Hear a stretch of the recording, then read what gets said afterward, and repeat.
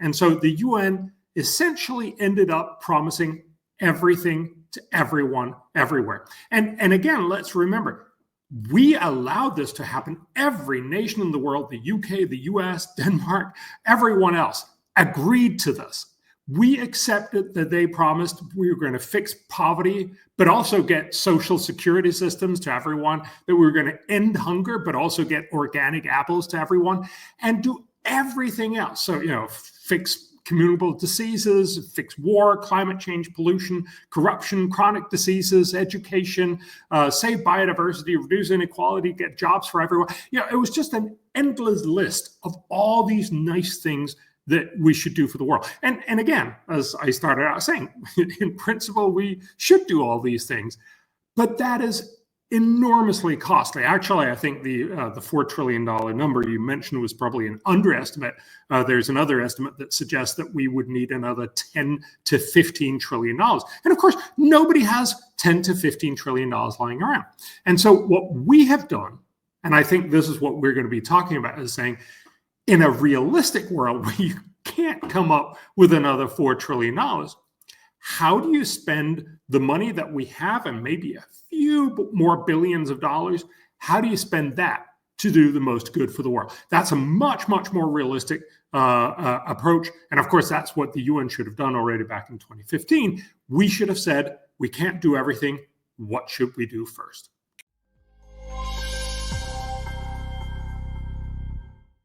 On this episode of What the Finance podcast, I have the pleasure of welcoming on Dr. Bjorn Lomborg. So Bjorn is a renowned researcher and writer, currently president of the think tank Copenhagen Consensus Center, which researches the most effective solutions to the world's greatest challenges, such as disease and hunger, to climate and education. So the findings of the 12 most efficient solutions for the world's poorest are laid out in his recently released book, Best Things First. So Bjorn, thanks so much for coming on the podcast today. Anthony, it's great to be here. No problem. I'm looking forward to the conversation. I'm going to start maybe with the UN and the SDGs, and I've sort of looked at one of their recent articles, and I've got a quote for you. So then maybe we can take it wherever it goes. So in a recent article in April, they were saying that urgent steps are needed to mobilize financing at scale to close the development financing gap, which they estimate at $4.2 trillion annually. They then go on to say that the international financial system, which was set up in 1944 with Bretton Woods Conference, is no longer fit for purpose. It proposes a new coherent system that is better equipped to respond to crises, scales up investments in the SDGs, especially through stronger multilateral development and banks, improves global safety, etc. I was reading that and I was quite shocked. It's sort of pretty revolutionary stuff. But maybe you can give our readers some context about the SDGs, maybe why the UN believes it needs these sort of revolutionary changes, and whether maybe are they fit for purpose for what they're suggesting. Yeah. So the short version is, if you promise everything to everyone, of course you're going to end up saying we need all the money in the world, and we literally need you to come up with everything you got. And that's really what they've done. They've talked about we should do all good things in the world. Now that's a nice sentiment, but it's totally unrealistic. And of course, there's something fundamentally wrong about saying, so we failed to consider that we probably don't have all the money in the world to fix everything in the world. And so we want all the extra money. There's something wrong with the whole financial system, instead of realizing, well, probably there's something wrong with the way we went about saying, what should we focus on? So back to the Sustainable Development Goals. Back in 2014-15, the UN wanted to update its very successful Millennium Development Goals. So remember, the UN has been promising lots of stuff pretty much since its inception, and most of them have never come to pass. But in around 2000, they actually made some very, very specific promises. They basically said, we want to get people out of poverty, out of hunger. We want to get kids into school. We want to have moms stop dying in childbirth, and a few other very simple things. And although they never got to fix all of those problems, by 2015, they'd actually achieved a lot of what they promised, because they promised very simple, specific things that I think everyone can agree on. We should get kids into school. We should stop them from dying. We should make sure that people are not in poverty and not in hunger. Those were great, simple targets. But then come 2015, they decided well, we should redo this for 2030. We should make promises for the world for all kinds of things. But of course, it should be about everything. And so the UN essentially ended up promising everything to everyone, everywhere. And again, let's remember, we allowed this to happen. Every nation in the world, the UK, the US, Denmark, everyone else agreed to this. We accepted that they promised we were going to fix poverty, but also get social security systems to everyone, that we were going to end hunger, but also get organic apples to everyone, and do everything else. So, fix communicable diseases, fix war, climate change, pollution, corruption, chronic diseases, education, save biodiversity, reduce inequality, get jobs for everyone. It was just an endless list of all these nice things that we should do for the world. And again, as I started out saying, in principle, we should do all these things, but that is enormously costly. Actually, I think the $4 trillion number you mentioned was probably an underestimate. There's another estimate that suggests that we would need another $10 to $15 trillion. And of course, nobody has $10 to $15 trillion lying around.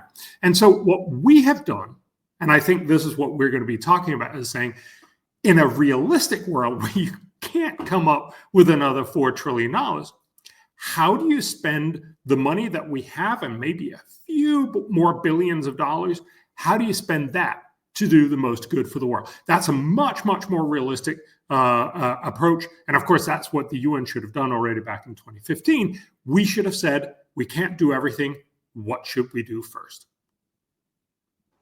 Yeah, I'd be interested to hear. Have you seen maybe a shift, and for in the UN, it's like the more realistic goals, the more pragmatic, to this, I guess, very, as you said, we're trying to do everything all at once. This very philosophical way of saying we need to help everyone. I'm not sure. Have you seen a shift like that, just in these goals behind the scenes before this came through, or?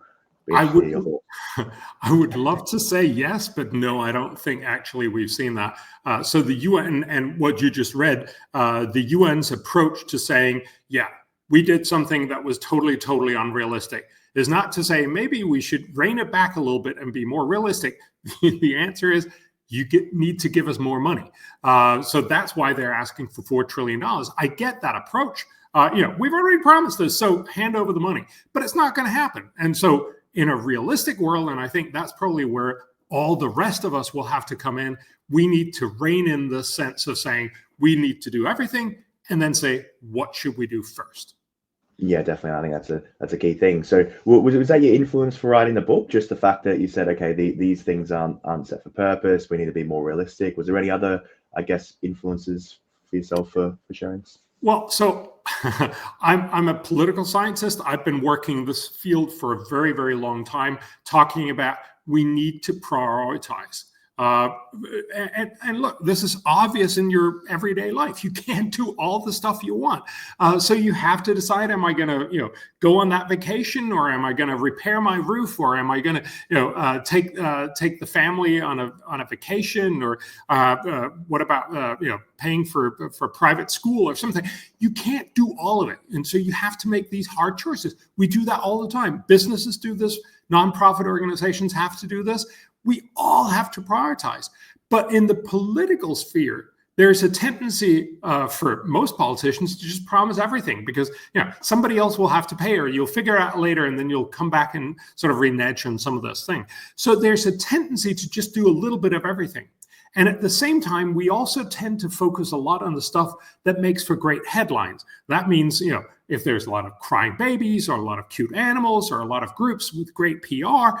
And again, those are probably not the right places to spend money first. It's often, these sort of forgotten, simple, easy things that we can fix that we should be focusing on first. So we've been doing this with the Copenhagen Consensus, my think tank, for 2 decades now, basically trying not only to get the world to think more on smart solutions, but individual countries. We just did one in Malawi, in one of the poorest African countries, where they have lots of issues, lots of challenges, but again, not enough money. So we work through with their government and with their national prioritization council on looking at where can you spend resources, very scarce resources, and do the most good first. Again, this is basically economists trying to help by saying we have lots of cost-benefit analyses. We know how much it'll cost, how much good it'll do. Why don't we do the stuff that'll cost the least and do the most good first? Again, this is not rocket science, but it's something that we often don't talk about. And that's the conversation that I wanted to sort of inject into the global discussion. Yeah, and if we go into the book, sort of, I guess one of your main points that you mentioned is that, you know, for 35 billion a year, you could save 4.2 million lives annually and make the poorer half of the world more than $1 trillion better off each and every year, which, you know, it sounds too good to be true. So I'd be interested to hear you maybe explain the thinking behind that and how we're so far off.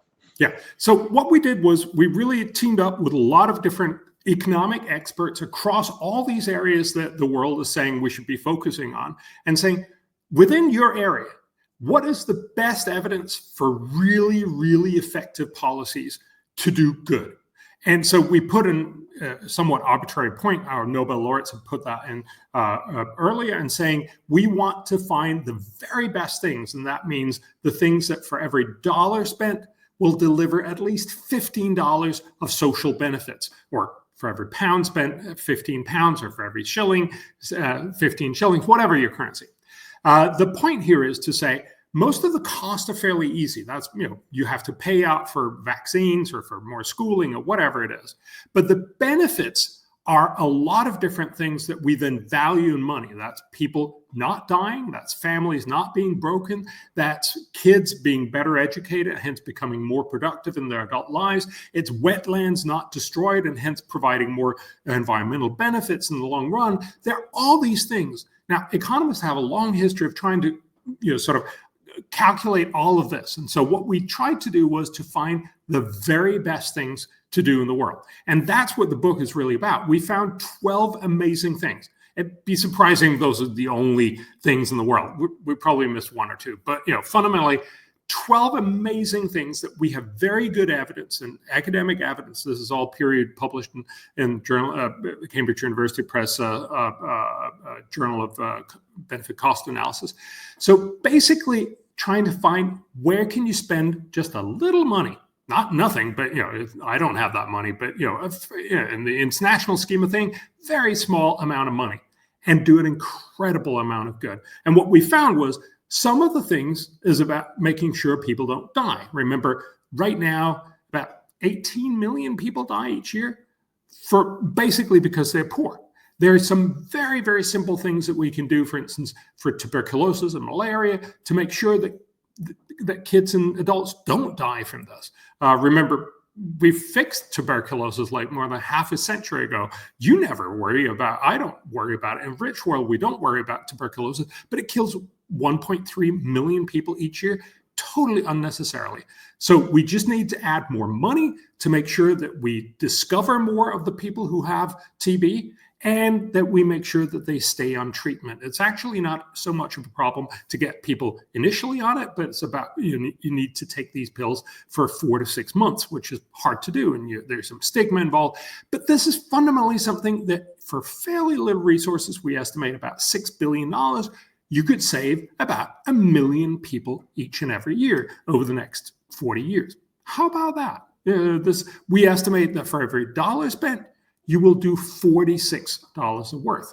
We likewise look at maternal and newborn health. A lot of moms and kids die just around birth, and we could save about 1.2 million of those people. Sorry, 1.4 million of those people, so about 1.2 million kids and about 166,000 moms for very little money, for about $3 billion a year. Why don't we do that? This is about, making sure that moms get into institutions, give birth, very simply having basic emergency obstetric care, because birth is usually not terrible, but when things go wrong, you need to have emergency backup. And that's what you could get for the about a third of all women who are still not giving birth in institutions.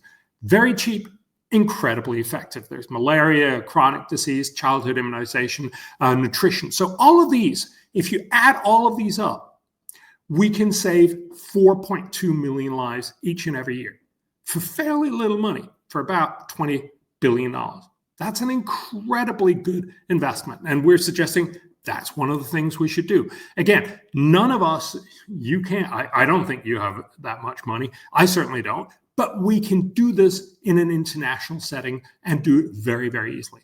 Then the other part is we focus, there's some economic benefits. So for instance, education sucks in much of the poor half of the world. And there are some very, very simple things we know work. There's a lot of things in education we know don't work. And so we're saying, please don't do this. Like, spending more money on building more schools or giving higher wages for teachers. These are all nice things, but we've tested them around the world and they deliver very little or no educational outcome benefit. But there are some incredibly cheap and very, very effective policies. I'm just going to tell you one of them. So one of the problems if you're in a 6th grade class, for instance, in a poor country like Malawi, you'll have, say, 125 kids in one class, and they're all over the space. So some of these guys are very far ahead. Some of these guys have no clue what's going on. And one teacher will just sort of have to teach somewhere in the middle and losing out on the smart kids and the kids who are struggling and losing most of the kids. But the way to fix this, the economists tell us, is by teaching at the right level. One way you can do that is by putting kids in front of a tablet with educational software, 1 hour a day. Not give them the tablet because then they're just going to play games and watch movies on it, but give them 1 hour a day in front of this tablet. And that 1 hour, the program will very quickly find out, oh, you're at that exact level, and start teaching you basic reading, writing, and arithmetic at a very basic level, but very quickly teaching you a lot. If you do this for a year, it turns out that you go to school 7 hours a day is still the same old boring school. 1 hour a day, you actually learn stuff. But after doing that for 1 year, you will have learned as much as you normally would have done with 3 years of schooling. We've just tripled the efficiency of school.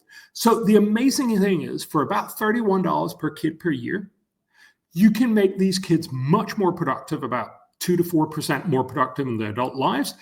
That turns into total income of about $20,000 over their lifetime. But remember, much of this is far, far in the future. So the value today is about $2,000, but making them $2,000 richer for $31 of investment is a fantastic investment. It delivers $65 back in the dollar. That's one of the ways we'll make the world much richer. If we did this for most of the world, it would cost about $10 billion a year, but it will make the poor half of the world almost $500 billion richer. Those are the kinds of things that we should be focusing on. We don't, because this is not, this is not sexy. This is not the things that have the cute animals and crying babies, but these are the things that actually would work and make a huge difference for the world. Yeah, it's amazing. As you said, I think that would work in basically every country where it's trying to, help individuals keep up to, or, maybe strive if they're sort of a high achiever. When you talk about all these assumptions, from my finance mind, they're sort of mainly looking at companies, and it makes me, scared to think about how much work would have to go into it, but to assume all these things. So I'd be interested to hear more about that process. And I guess, how do you go dig deep into these assumptions of not, I guess, the benefits as well as the costs and everything. Yes. So one of the things you have to sort of realize is, and I think that's probably also your worry, is, well, people are not always going to do the right thing. If you hand out all these tablets, some of them are going to get stolen. Some of them are not going to be used right. And that's absolutely true. But all of this is actually included, as well as we can do, in these models. So much of this is based on large-scale randomized controlled trial studies, where you basically tried it in a real-world setting, for instance, in Malawi, but we've done this many other places around the world, to make sure that when you actually start spending a lot of money on this, some of this is going to go to corruption, some of it is going to go to incompetence, but even with that, you will get these benefits. So when I talk about the $31 per kid, you could probably imagine in a perfect world that it would only be 20, but we're also assuming that some of this money is going to be wasted. Likewise, when you talk about, are all of the kids going to read all of the time? Well, it turns out when you have, say, half an hour on the tablet, it takes about 10 minutes to distribute the tablets and get them back in there. That's included in the estimates. You also need, in many places, solar panels on the rooftops because they don't have electricity. You need a place to store them at night, so you need to lock them up so they don't get stolen. All these things are included. Now, did we include everything? Probably not. Are we realistic? I think we are. So we've been very careful to make sure that we're not overly optimistic. But we're also assuming that people will do this reasonably effectively so that you actually try to do this right.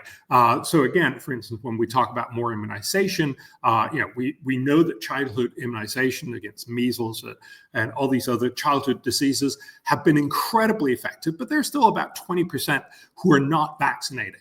Getting those vaccines out to the last 20% would still be incredibly effective. But it's also going to be more expensive because you've gotten the easy 80%, if you will. The last 20% are going to be more uphill.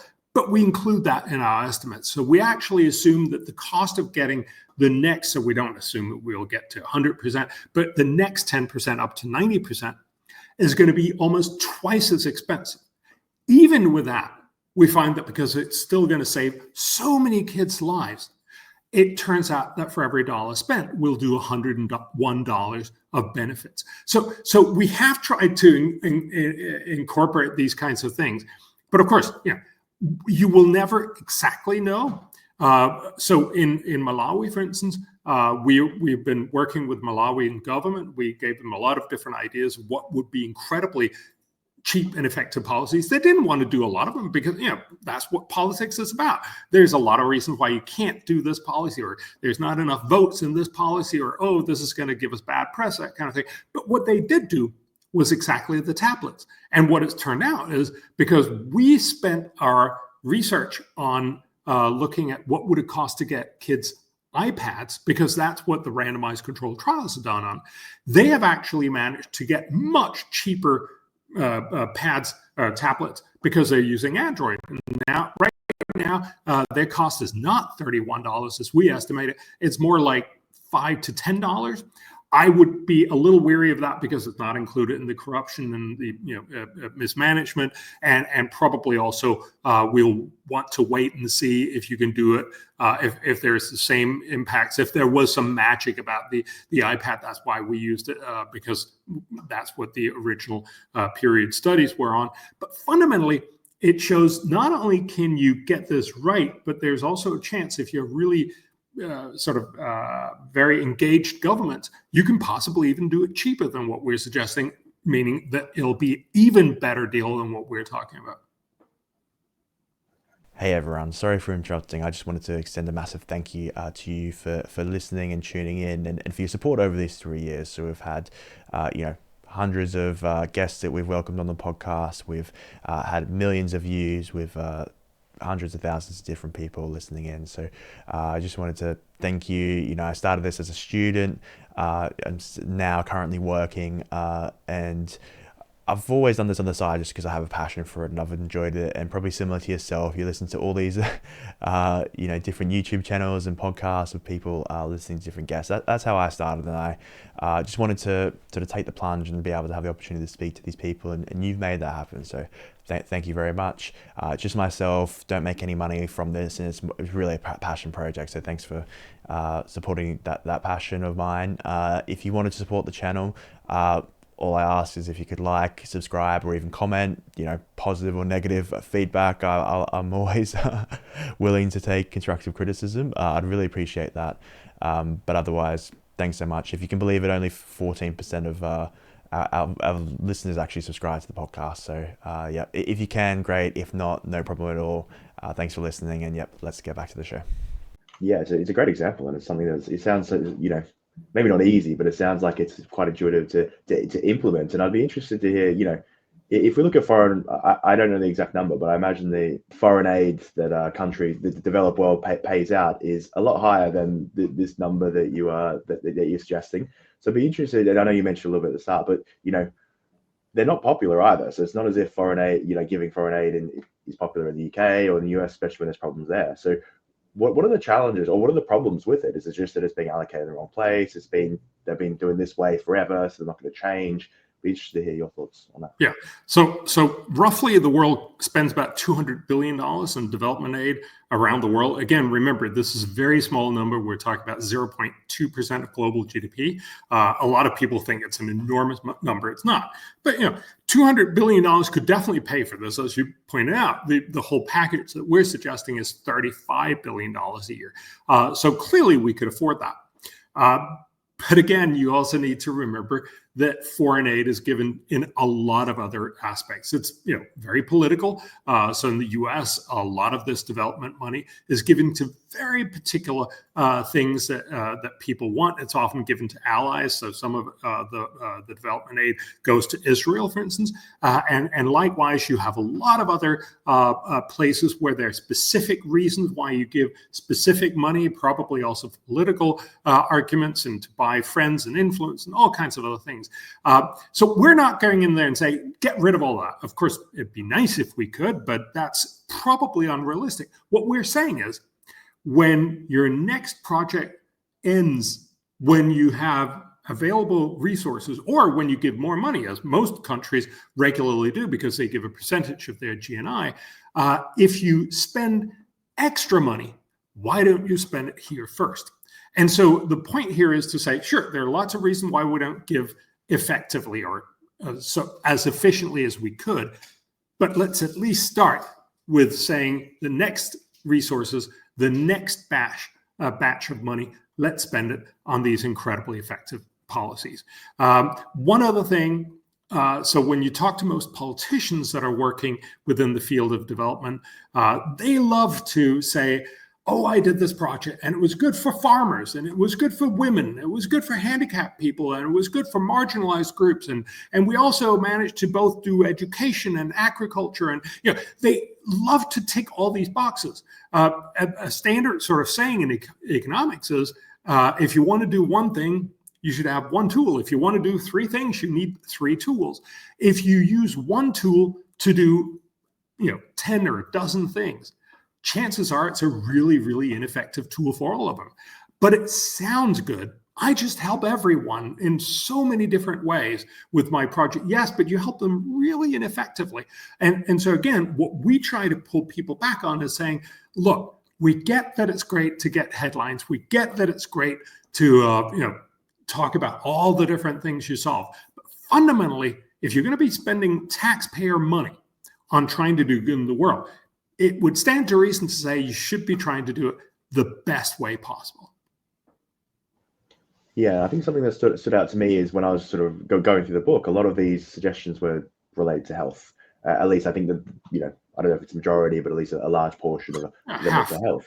About half. That sort of was my intuition. But so yeah, it seems, and I think this links a lot to, you sort of put a value on life as well. So is that sort of it's really the fact that, so many people are dying and don't actually have the opportunity to contribute to their society or to live a life and be able to add value. So it seems like that's where a lot of the benefit could come from.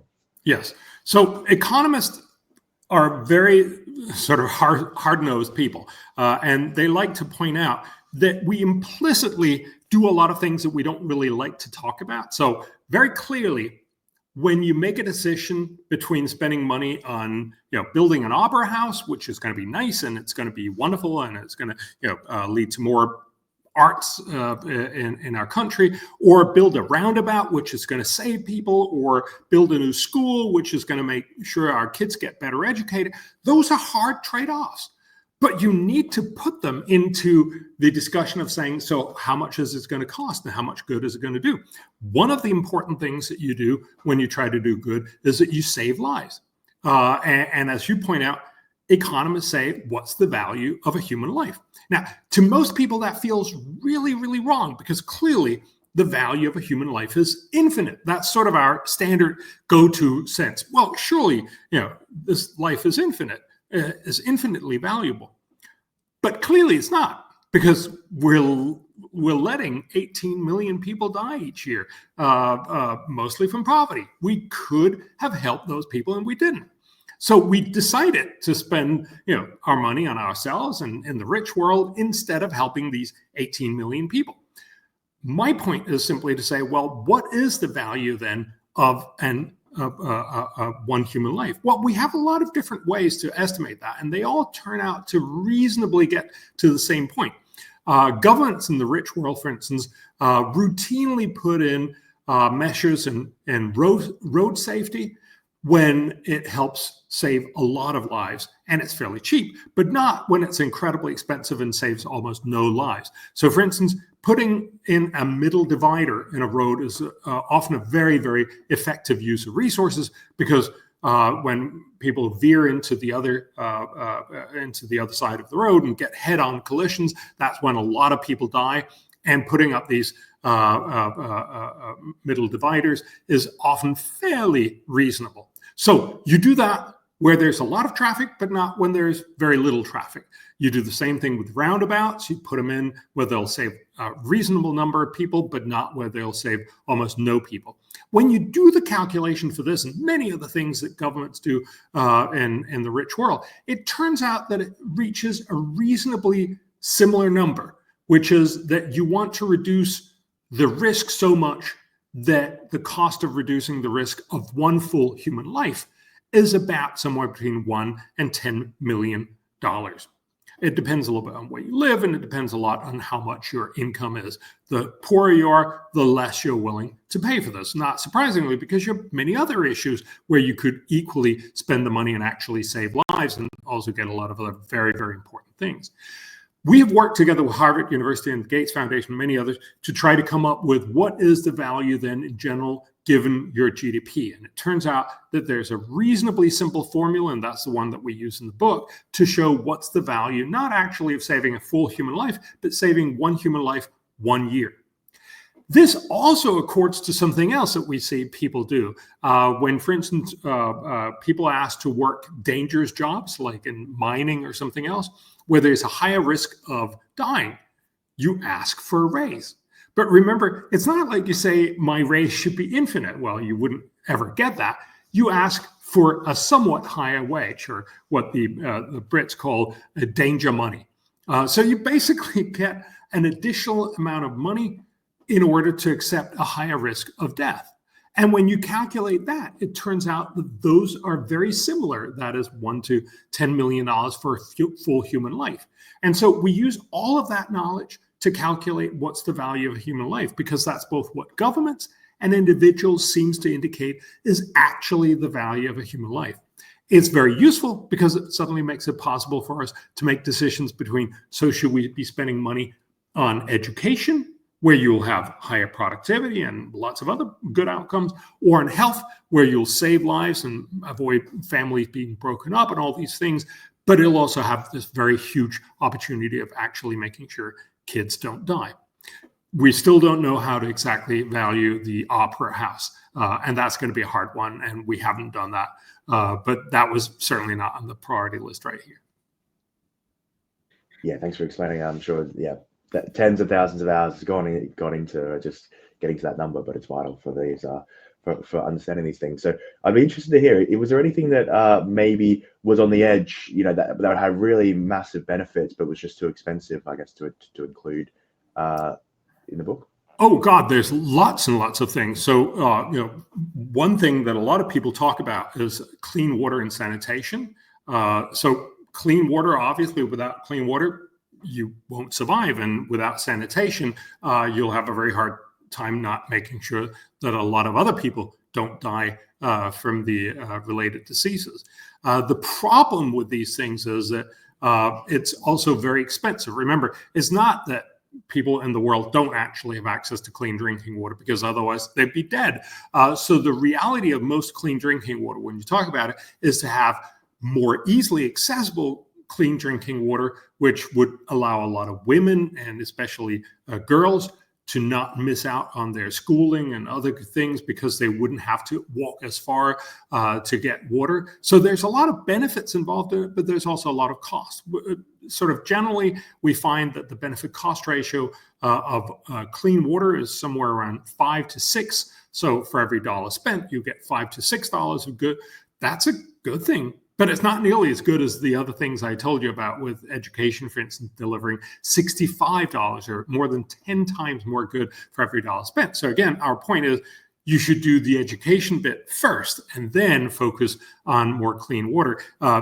Sanitation turns out to be even harder when you talk about some things like digging pit latrines, which is some of the cheapest things to do. People will say they use them, they don't, unless you spend a lot of resources to actually keep it nice and clean every day. Most people won't use it. So what you end up with is something that looks good on paper, that you can tell to international organizations we fixed it, but you actually haven't. And so what we find again is, yes, it's good. It's one of the things we should do, but for every dollar spent, you'll only do $3 of good. There's also the big thing that a lot of rich countries worry about, which is climate. And climate clearly is a problem.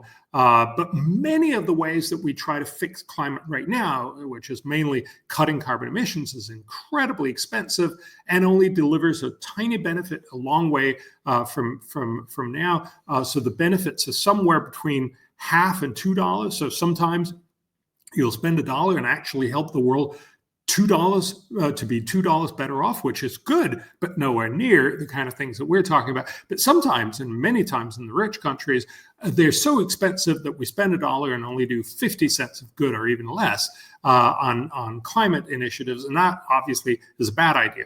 The one thing that you should do in climate, what we found when we worked together with more than 50 of the world's top climate economists and 3 Nobel laureates, was that you should invest more money in research and development into green energy, because that's one of the ways that you fairly cheaply can leverage research. And we find this in many different areas, leverage research so that you can make the whole world much better off at a fairly low cost. We find that every dollar there will eventually reduce climate damages by about $11. So that's one of the things that got pretty close, but it wasn't near the $15, which is why it's not included in the 12.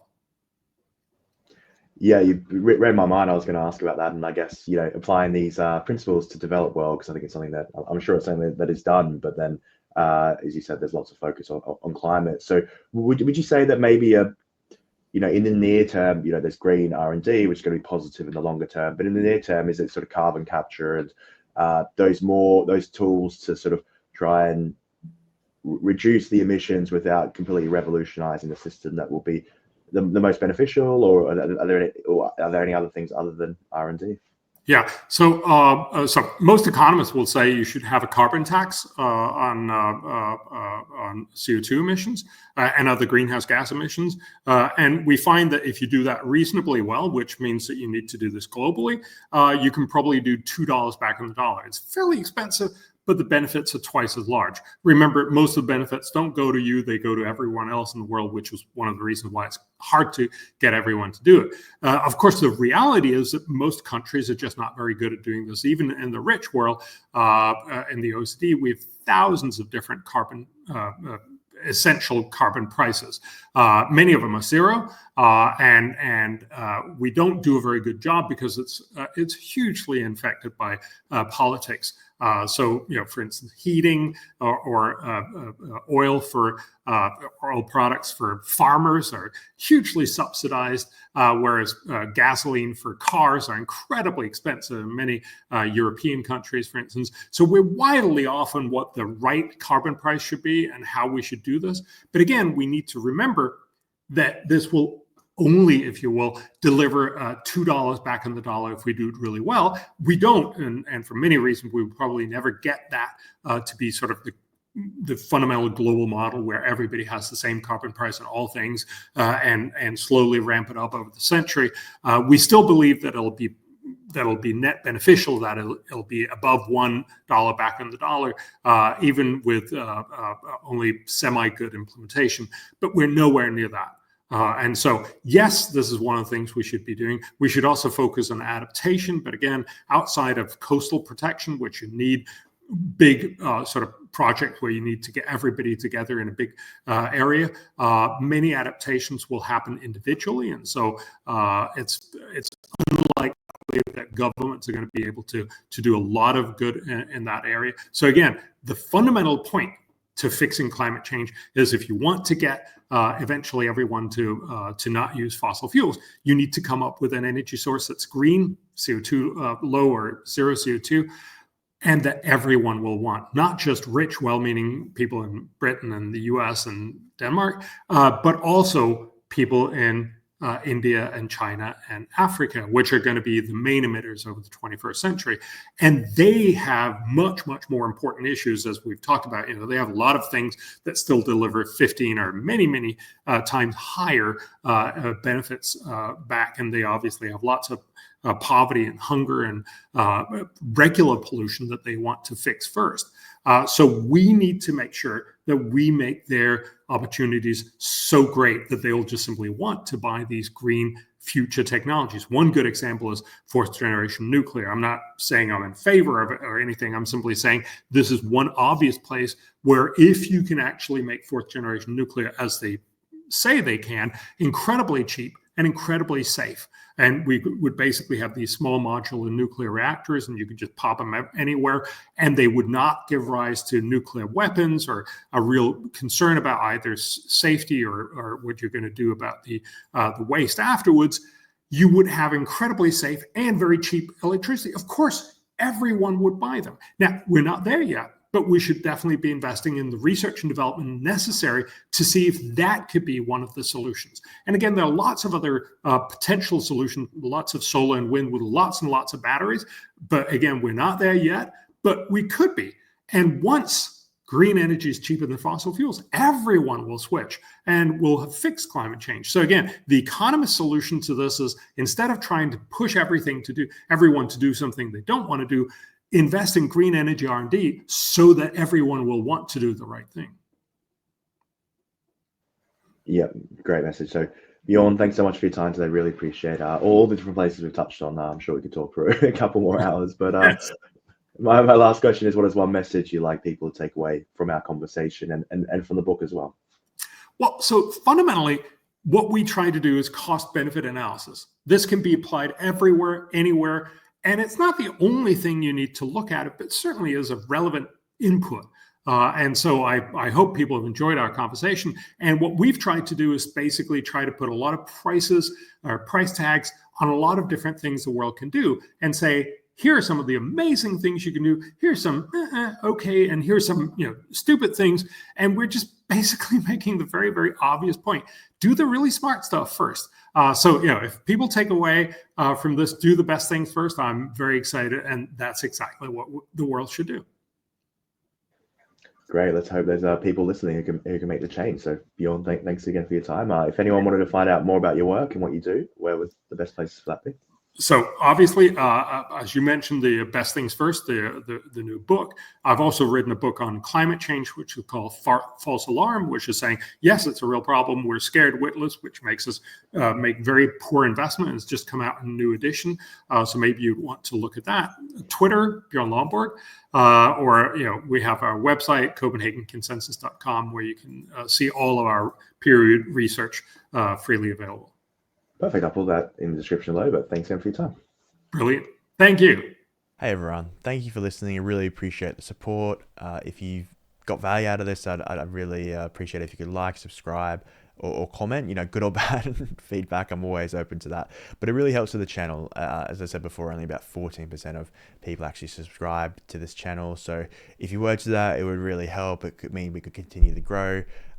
If not, thanks for watching and see you on the next show. And you also might like this video right here. All right, thanks again.